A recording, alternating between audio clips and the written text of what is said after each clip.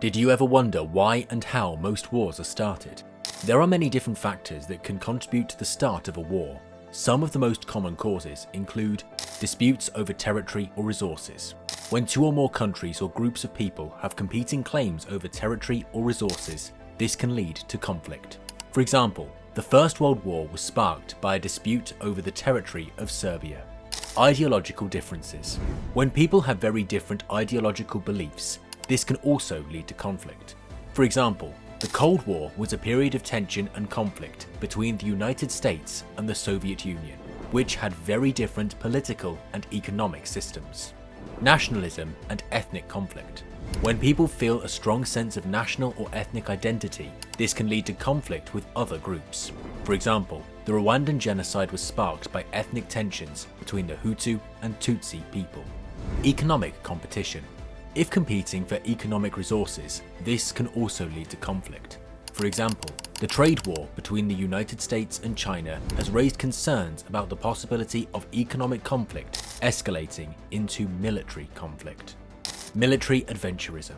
If a country's leaders decide to use military force to achieve their goals, this can also lead to war.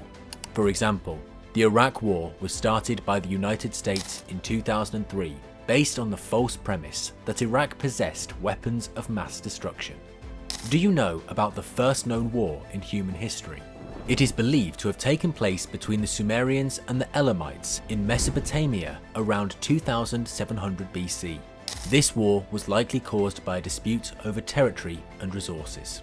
The war was fought using a variety of weapons, including spears, bows and arrows, and chariots. The Sumerians were ultimately victorious in the war, and they gained control of the disputed territory. Ever heard about the longest war in human history? It is called the 100 Years' War, and it lasted from 1337 to 1453. There were a series of conflicts fought between England and France for control of the French throne. The war was ultimately won by France, but it had a devastating impact on both countries. It was a complex conflict with many causes, including disputes over territory, succession, and trade. It was also a religious conflict, as the English and French were divided by the Catholic Church. The war had a profound impact on Europe. It led to the development of new military technologies, such as plate armor and longbows, which also led to the rise of nationalism in England and France. The 100 Years' War is a reminder of the devastating consequences of war. It is also a reminder of the importance of working together to build a more peaceful world. What can be done to avoid or stop a war? Diplomacy is the process of negotiating with other countries or groups of people to resolve disputes peacefully. Diplomacy is often the most effective way to avoid or stop a war. Economic sanctions are measures that are imposed on a country to try and force it to change its behavior. Economic sanctions can be used to deter a country from going to war, or to try and pressure it to end a war that is already underway. Military intervention is the use of military force to intervene in a conflict.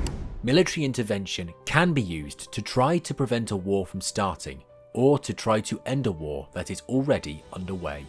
There is no one-size-fits-all solution to the problem of war.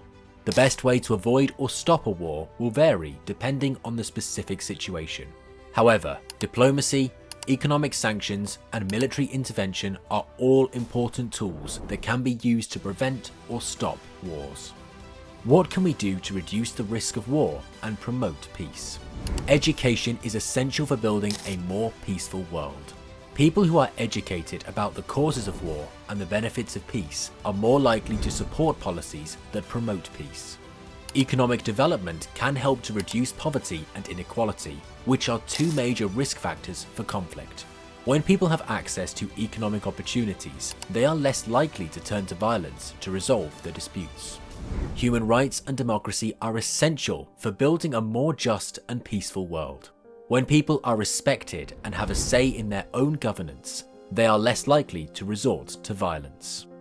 Can we have a world without any war, you think? Whether or not there is a world possible without any war in the future is a question that has been pondered by philosophers and peace builders for centuries. On the one hand, it is difficult to imagine a world without conflict entirely, given the complex and often intractable nature of human disputes. On the other hand, there are many reasons to believe that a more peaceful world is possible if we are willing to work for it. One reason for optimism is the decline of violence in general.